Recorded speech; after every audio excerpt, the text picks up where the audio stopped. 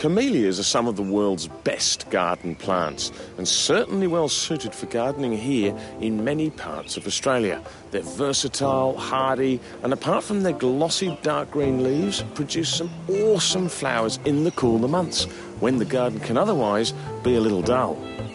There are thousands of camellia cultivars bred from Camellia reticulata, japonica and sasanqua, the main three ornamental species. As a general rule, camellias perform best in light shade or filtered sun. Many of your sasanqua hybrids, though, can cop full sun all day, but always check this before buying. Not all of them like the afternoon heat. By the way, sasanquas make excellent hedging plants, responding well to pruning. Like with all your plants, getting the soil right is crucial for success, and camellias like a slightly acidic soil with reliable moisture and good drainage. So it's important before you plant to prepare the soil with an acidic organic matter, something like composted leaves, cow manure or the cocoa peat. You'll be glad you did, and so will this guy. It's a Camellia japonica, maroon and gold, and it's a ripper.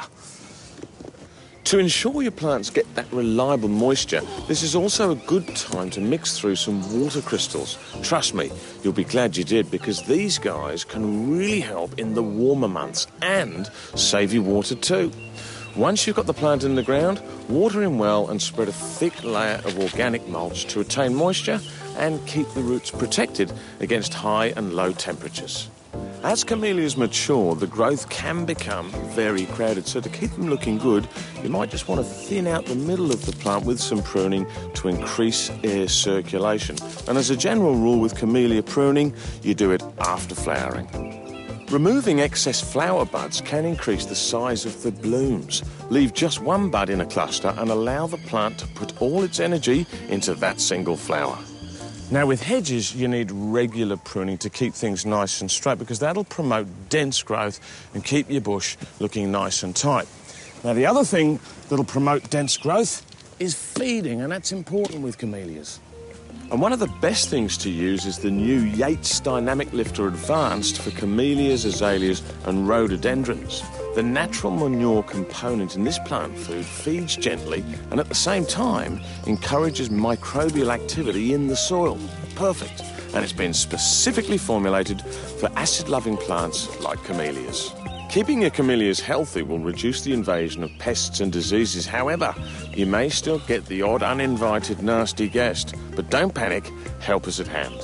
Sucking insects such as scale, thrips and aphids can be controlled with Confidor, a low-toxic systemic insecticide. In fact, this is good to use as a preventative pest control too, before the pests even show up.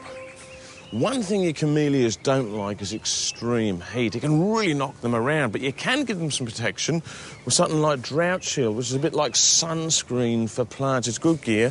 What it does is covers the foliage and then holds in moisture by reducing transpiration.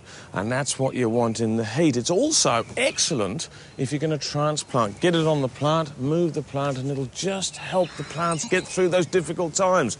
And let's face it, plants don't want difficult times, they want the good times, baby.